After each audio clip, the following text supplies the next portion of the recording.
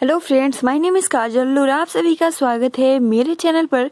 और आज की इस वीडियो में हम डिस्कस करने वाले हैं UP DElEd first semester subject सामाजिक अध्ययन, ठीक है, जो कि हम बिल्कुल शुरुआत से डिस्कस कर रहे हैं। अगर आपने प्रीवियस वीडियोस नहीं देखे हैं तो आप सभी को प्लेलिस्ट का लिंक कमेंट्स बॉक्स में मिल जाएगा, आप वहां से जाकर देख सकते हो।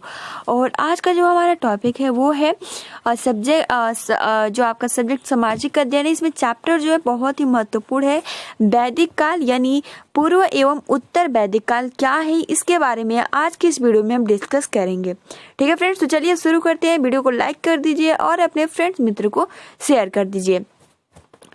तो चलिए वैदिक काल के बारे में, पूर्व वैदिक काल, ठीक है, इसमें जो आज का हमारा जो टॉपिक है, सबसे पहले तो आप यहाँ देखो कि वैदिक काल जो ईसा पूर्व है यानी 1500 ईसा पूर्व के आसपास है, ठीक है। और देखिए ये सिंधु सभ्यता के पतन के बाद, ठीक है, सिंधु प्रदेश में आर्यों की एक नवीन सभ्यता का विकास हुआ जिसे इतिहास में वैदिक काल के नाम से जाना जाता है। देखिए फ्रेंड्स, पहला प्रश्न तो यही बन सकता है कि इसका नाम वैदिक काल ही क्यों पड़ा। तो आप देख सकते हो कि जब सिंधु सभ्यता के पतन यानी जब इसका पतन हो गया, उसके बाद सिंधु प्रदेश में, ठीक है, आर्यों की एक नवीन सभ्यता का विकास हुआ जिसे इतिहास में वैदिक काल के नाम से जाना जाता है, ठीक है। यानी आर्यों की एक नवीन सभ्यता का विकास हुआ और इसलिए इसे इतिहास में वैदिक काल के नाम से जाना जाता है।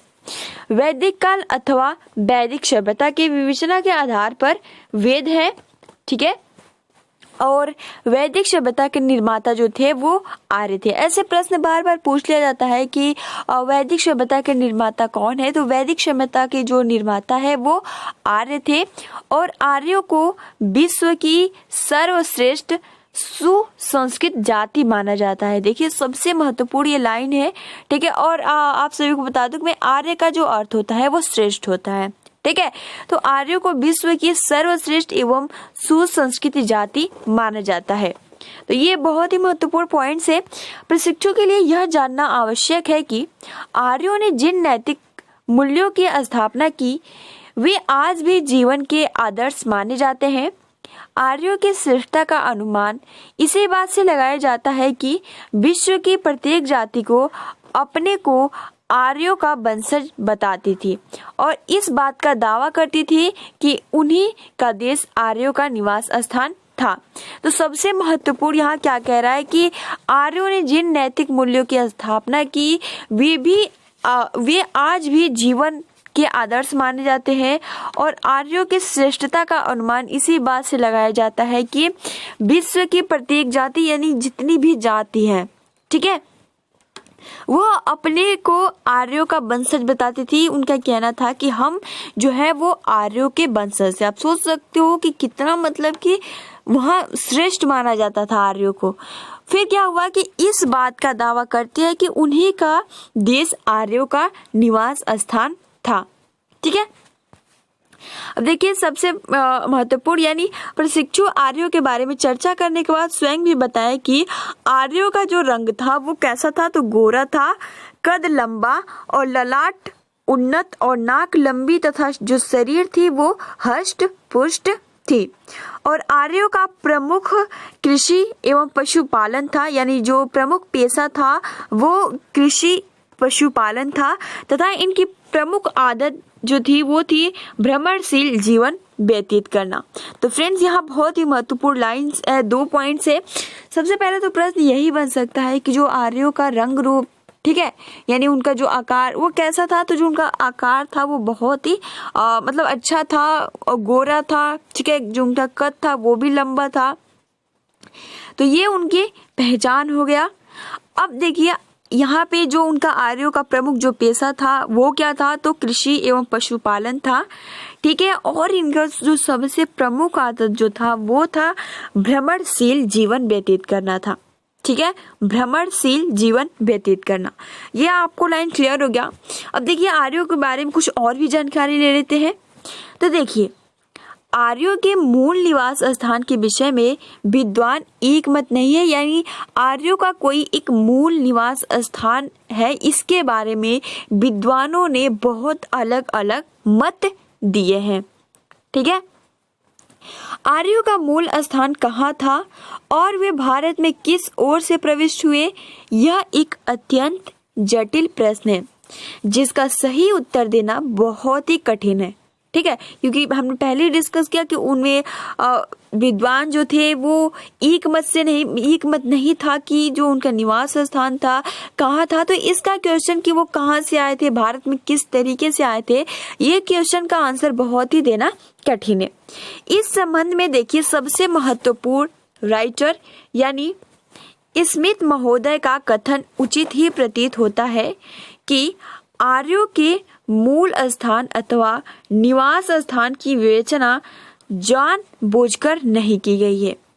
यानी जो स्मिथ महोदय है उन्होंने कहा है, इस पे जब प्रश्न पूछा गया उनसे तो उन्होंने कहा कि जो आर्यों का मूल निवास स्थान है इसके बारे में विवेचना नहीं की गई है जानबूझकर, यानी जानबूझकर ये नहीं बताया गया है कि जो आर्य हैं इनका निवास स्थान कहाँ है, क्योंकि इस विषय पर कोई धारणा प्रतिस्थापित नहीं हो सकी है।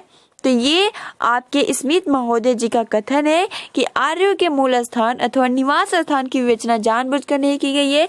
क्यों नहीं की गई है? क्योंकि इस विषय में कोई धारणा प्रतिस्थापित नहीं हो सकी, यानी कोई भी धारणा जैसे हमने शुरू में डिस्कस किया एक मत नहीं है।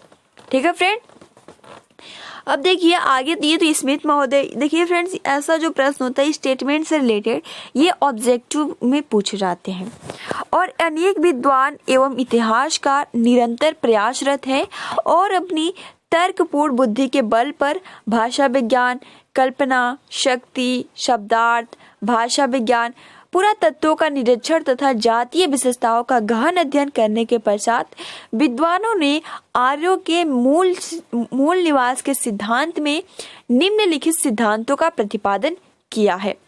अब सबसे महत्वपूर्ण देखिए यूरोपीय सिद्धांत, यानी अनेक जो विद्वान थे, इतिहासकार है, वो निरंतर प्रयासरत है, उनका हमेशा प्रयास था कि वो अनेक अपना जो भी तर्क पूर्ण बुद्धि लगा के जो भी उनका कल्पना शक्ति है, भाषा विज्ञान है, पुरातत्वों का निरीक्षण तथा जातीय विशेषताओं का गहन अध्ययन करने के बाद विद्वानों ने आर्यों के मूल निवास के संबंध में निम्नलिखित सिद्धांतों का प्रतिपादन किया है। यानी बहुत ज्यादा इनके मत है कि उनका जो मूल निवास स्थान था वो कहाँ है।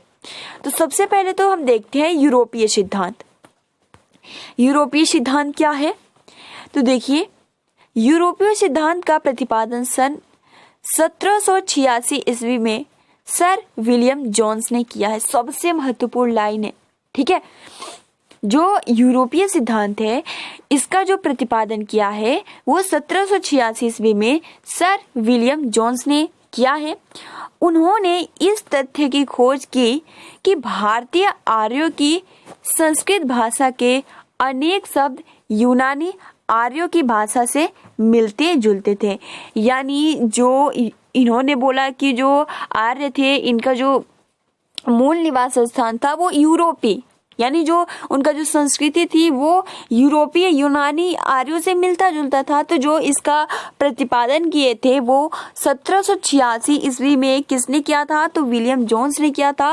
और उनका ये पॉइंट्स था कि उन्होंने इस तथ्य की खोज की जो भारतीय आर्य थे, ठीक है, जो भारतीय आर्य थे वो आर्यों की संस्कृत भाषा के अनेक शब्द यूनानी आर्यों की भाषा से मिलते जुलते थे। ठीक है, तो ये बहुत ही महत्वपूर्ण पॉइंट्स है। अब देखिए अगला है कि मध्य एशिया का सिद्धांत। तो देखिए अब इसका खोज किसने किया है? पहले वाले यूरोपीय सिद्धांत का तो विलियम जोन्स ने किया है, जिन्होंने बोला है कि भारतीय आर्यों की संस्कृति यूनानी आर्यों की भाषा से मिलती जुलती है। अब हम बात कर लेते हैं कि मध्य एशिया का सिद्धांत क्या है। तो देखिए इस सिद्धांत के जो प्रमुख प्रतिपादक जर्मनी के प्रसिद्ध विद्वान जो है वो प्रोफेसर मैक्स मुलर जी हैं। ठीक है, इन्होंने क्या बोला? तो मैक्स मुलर ने वेदों तथा अवेस्ता को प्रमाणिक आधार बना है। जैसे कि जो आपका मध्य एशिया का सिद्धांत इन जो प्रतिपादन किया है मैक्स मुलर ने किया है और जो इनका प्रमाणिक आधार है वो वेद है। इन ग्रंथों के अध्ययन से पता चलता है कि भारतीय तथा ईरानियों ने बहुत दिनों तक साथ साथ निवास किया था। यानी जो भारतीय जो थे और जो निवासी ईरानी थे वो दोनों एक साथ तक निवास किया था। अतः निश्चित रूप से भारत तथा ईरान के निकट कोई स्थान आर्यों का आदि देश रहा होगा तथा यहीं से इनका एक शाखा ईरान को और दूसरी जो है वो भारत को तथा तीसरी यूरोप को प्रस्थान कर गई होगी। इन ग्रंथों ने यह भी प्रकाश डाला है कि प्राचीन आर्य में पशुपालन, कृषि कार्य करते थे तथा सवारी के लिए घोड़ों का प्रयोग करते थे और ये पीपल के वृक्ष की पूजा करते थे और मध्य एशिया में यह सभी चीजें बहुतायत में पाई जाती थी।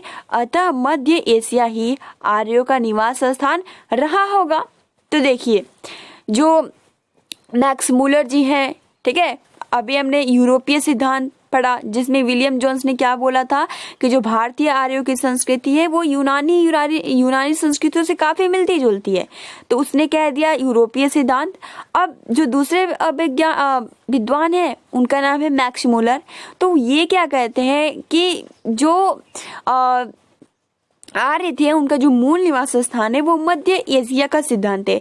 इनका जो प्रामाणिक आधार था वो वेद था और ये कह रहे थे कि जो ईरान है और जो भारत है ये दोनों बहुत मतलब दिनों से एक साथ निवास किया होगा, ठीक है, और इसलिए इन दोनों के बीच यानी भारत तथा ईरान के निकट कोई स्थान आर्यों का आदि देश भी रहा होगा और यहीं से एक शाखा ईरान का और दूसरी भारत का और तीसरी यूरोप को प्रस्थान कर गई होगी, ठीक है। और सब यहाँ ये कहा जा रहा है कि इन ग्रंथों ने ये भी प्रकाश डाला है कि जो प्राचीन आर्य थे, ठीक है, इससे यही पता चलता है कि जो आर्य थे वो पशुपालन एवं कृषि कार्य करते थे तथा सवारी के लिए घोड़ों का प्रयोग करते थे और ये जो पीपल का वृक्ष था उसकी पूजा करते थे और मध्य एशिया में सभी चीजें बहुतायत पाई जाती है, ठीक है। तो ये अतः यहाँ पे ये मैक्स मूलर जी कहते हैं कि जो आर्यों का मूल निवास स्थान था वो मध्य एशिया का ही था, ठीक है। अब देखिए तीसरा जो उनका मूल निवास स्थान पे वो है आर्कटिक प्रदेश का सिद्धांत। अब देखिए इसके कौन है तो सबसे महत्वपूर्ण है, ठीक है, इस सिद्धांत के प्रतिपादक है लोकमान्य बाल गंगाधर तिलक। देखिए फ्रेंड्स आपको इनको जितने भी पॉइंट्स याद करना होगा, अगर आप इसको अच्छे से पढ़ लेते हो तो फिर आपका टेट हो या फिर सुपर टेट हो उतनी प्रॉब्लम्स नहीं आएंगी। अभी से अगर आप अच्छे से प्रिपरेशन कर लेते हो तो देखिए आर्कटिक प्रदेश का सिद्धांत यानी इस सिद्धांत के प्रतिपादक लोकमान्य बाल गंगाधर तिलक है, ठीक है। किसके तो आर्कटिक प्रदेश के सिद्धांत यानी इन्होंने आर्यों के निवास के स्थान के बारे में क्या राय दिया है एक बार हम वो देख लेते हैं। तो देखिए उन्होंने आर्कटिक प्रदेश यानी उत्तरी ध्रुव प्रदेश को आर्यों का मूल स्थान बताया है। अपने मत के पक्ष में ऋग्वेद तथा अवेस्ता ग्रंथ को ही प्रमाण के रूप में प्रसिद्ध किया। जो आपका मैक्स मूलर जो था जो मध्य एशिया कह रहा था वो भी वेद को प्रमाणिक मानता था और जो अपना मतलब कि बाल गंगाधर तिलक जी है, ठीक है, जो कहते हैं तो ये ऋग्वेद को अपना आधार मानते हैं, ठीक है, प्रमाण मानते हैं। और इस सिद्धांत के पक्ष में एक तथ्य यह भी है कि महाभारत में सुमेरु पर्वत का उल्लेख आया था, ठीक है, जहां एक वर्ष की अर्धरात्रि होती थी और ऐसी रात्रि केवल ध्रुव प्रदेश में ही होती थी। और अवेस्ता में भी एक भयंकर तुषारपात का उल्लेख किया गया है जो इस तथ्य को प्रमाणित करता है कि उत्तरी ध्रुव में तुषारपात के पश्चात आर्यों ने इस स्थल को छोड़ दिया होगा। तो ये आपके बाल गंगाधर तिलक जी कहते हैं कि जो आर्यों का मूल निवास स्थान था वो आर्कटिक प्रदेश का सिद्धांत यानी आर्कटिक प्रदेश से ये रिलेट करते थे उत्तरी ध्रुव प्रदेश से। जैसे कि मैं आप सभी को बता दूं, जैसे कि आपने अगर महाभारत देखा भी होगा तो महाभारत में यानी जितने भी लोग उसमें थे, जो हस्तिनापुर था वहाँ पूरा आर्यव्रत कहा जाता था और वहाँ आर्यव्रत को ही भारत का नाम दिया गया। ठीक है, क्या आर्यव्रत को ही भारत का नाम दिया गया। और आपने सुना भी होगा जब मतलब कि स्त्री पुरुष का शादी हो जाता था तो वो पुरुष को आर्य कहती थी। ठीक है, आर्य, तो ये वहाँ का प्रचलन था और उसके बाद पूरे आर्यव्रत को ही भारत का नाम दिया गया। तो ये कुछ महत्वपूर्ण जानकारी है। ठीक है, तो इसलिए इनका कोई निवास स्थान नहीं, ये बहुत ही मतभेद है। अब देखिए अगला जो है वो है भारतीय सिद्धांत। तो भारतीय सिद्धांत में क्या, तो इन्होंने डॉक्टर संपूर्णानंद तथा श्री अविनाश चंद्र दास के अनुसार सप्त सिंधु यानी सिंधु प्रदेश आर्यों का मूल निवास स्थान था। ठीक है, यानी सिंधु प्रदेश जो था, सिंधु प्रदेश जो था वो आर्यों का मूल निवास स्थान था। शुरू में ही हमने डिस्कस किया था, सिंधु सभ्यता के पतन के बाद आर्यों का आगमन हुआ। ठीक है, और इसलिए इसे वैदिक काल के नाम से जाना जाता है। और इन विद्वानों ने के तर्क दिया है कि ऋग्वेद में जिन पशु पक्षियों, पेड़ों, वनस्पतियों तथा जलवायु का वर्णन किया गया है, ये सभी वस्तुएं एवं जलवायु सिंधु प्रदेश में ही विद्यमान थी। यानी जितने भी वैदिक काल में जितने भी वर्णन किए गए हैं पशु पक्षी, पेड़ पौधे, तो वो सभी सिंधु प्रदेश यानी सिंधु प्रदेश में विद्यमान थी। और इनमें डॉक्टर झा के अनुसार आर्यों का जो मूल स्थान है वो ब्रह्मी देश यानी भारत था। ठीक है, यानी भारतीय सिद्धांत। अब देखिए तिब्बत का प्रदेश का सिद्धांत। फ्रेंड्स, ये आप सोच रहे हो कि हम बहुत ही डीपली पढ़ा रहे हैं, लेकिन ये आपके एग्जाम में इस तरीके से पूछे जा सकते हैं कि जो वैदिक काल के जो वैदिक काल या जो आर्य थे उनका मूल निवास स्थान क्या था। तो आप इतना तो नहीं लिखेंगे, बस पॉइंट टू पॉइंट लिखना है कि इसके प्रतिपादक ये हैं, उनका कहना ये था कि ये आर्यों का जो मूल निवास स्थान था वो सिंधु प्रदेश था। अगला पॉइंट, इस तरीके से आप बहुत ही आसानी के साथ लिख सकते हो। अब देखिए तिब्बत प्रदेश का सिद्धांत, यानी तिब्बत देश का प्रदेश का सिद्धांत, इसके जो संस्थापक या प्रतिपादक कह सकते हो वो स्वामी दयानंद सरस्वती ने तिब्बत को आर्यों का आदि देश कहा है। उनका मत है कि ऋग्वेद की भौगोलिक परिस्थितियों और तिब्बत की भौगोलिक परिस्थितियों में अत्यधिक साम्य देखने को मिलता है। और यहाँ पे प्रशिक्षु ये भी जाने कि प्रोफेसर मैक्स मुलर द्वारा प्रतिपादित मध्य एशिया के सिद्धांत को अधिकांश विद्वान ने स्वीकार किया है, क्योंकि जो आपका मैक्स मुलर था वो वेद, ठीक है, वेद को प्रामाणिक आधार माना था, है ना। और उसके बाद आर्यों की सभ्यता, और उसने जो मैक्स मुलर था वो ये भी कहा था कि मतलब कि जो आर्य लोग थे वो पशु, कृषि, ये सब कुछ करते थे। ठीक है, और आर्यों की सभ्यता एवं संस्कृति का अध्ययन वेदों के आधार पर किया जाता है। अतः इस सभ्यता की संस्कृति को वैदिक सभ्यता तथा संस्कृति के नाम से जाना जाता है। तो फ्रेंड्स, आज के लिए हम इतना ही डिस्कस करते हैं। ठीक है, तो फ्रेंड्स आज के इस वीडियो में हमने डिस्कस किया कि वैदिक काल क्या है। ठीक है, तो वैदिक काल क्या है एक बार रिपीट कर दे रही हूँ। वैदिक काल यानी ये 1500 ईसा पूर्व के आसपास है। ठीक है, और ये सिंधु सभ्यता के पतन के बाद यानी सिंधु प्रदेश में आर्यों की एक नवीन सभ्यता का विकास हुआ है। ठीक है, जिसे इतिहास में वैदिक काल के नाम से जाना जाता है। और इसमें जो वैदिक काल अथवा वैदिक सभ्यता का विवेचना का आधार है, और वैदिक सभ्यता के निर्माता कौन थे, तो आर्य थे। और आर्य विश्व का सर्वश्रेष्ठ एवं सुसंस्कृत जाति माना जाता है, और आर्य का सिंपल अर्थ होता है सर्वश्रेष्ठ। ठीक है, और उसके बाद हमने ये जाना कि जो उनका मूल निवास स्थान था, इसमें बहुत ही मतलब एक मत नहीं प्रचलित है, इसका आंसर देना बहुत ही कठिन है।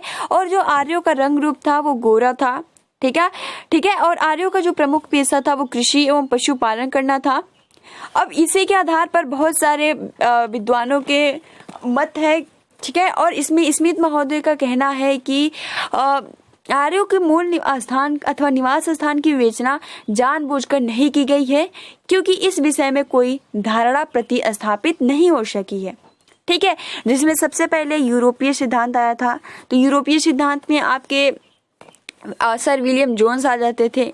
ठीक है, जिनका ये कहना था कि भारतीय आर्यों की संस्कृति और यूनानी की संस्कृति काफ़ी मिलती जुलती है। उसके बाद मध्य एशिया का सिद्धांत, ये सबसे महत्वपूर्ण है। इसके सिद्धांत के प्रतिपादक मैक्स मूलर है, जिनका जो प्रामाणिक आधार था वो वेद था। उसके बाद आर्कटिक प्रदेश का सिद्धांत, जिसके प्रतिपादक लोकमान्य बाल गंगाधर तिलक है, जिन्होंने जो प्रामाणिक आधार माना था वो ऋग्वेद माना था। ठीक है, बस मैं जितना बोल रही हूँ उतना ही आपको याद करना है, इसमें ज़्यादा कुछ याद करने की जरूरत नहीं। उसके बाद भारतीय सिद्धांत यानी डॉक्टर संपूर्णानंद तथा श्री अविनाश चंद्र दास के अनुसार इन्होंने बोला कि जो आर्य का मूल निवास था वो सप्त सिंधु यानी आपका शैंदो प्रदेश था। ठीक है, उसके बाद तिब्बत प्रदेश का सिद्धांत, तो ये भी महत्वपूर्ण है। इसमें बताया गया कि स्वामी दयानंद सरस्वती ने तिब्बत को आर्यों का देश कहा है। ठीक है, और उनका मत है कि ऋग्वेद की भौगोलिक परिस्थितियों और तिब्बत की भौगोलिक परिस्थितियों में अत्यधिक साम्य देखने को मिलता है। और इसमें यह भी बोला गया है कि जो मैक्स मूलर का सिद्धांत है, ठीक है, मध्य एशिया का सिद्धांत, वो काफी सच माना जा सकता है। तो फ्रेंड्स, आई होप कि आपको बहुत ही आसानी के साथ ये समझ में आ गया होगा। ठीक है, तो आप अपना अच्छे से प्रिपरेशन करते रहिए, वीडियो को लाइक कर दीजिए और अपने फ्रेंड्स मित्रों को शेयर कर दीजिए। ठीक है friends, thanks for watching, take care and best of luck.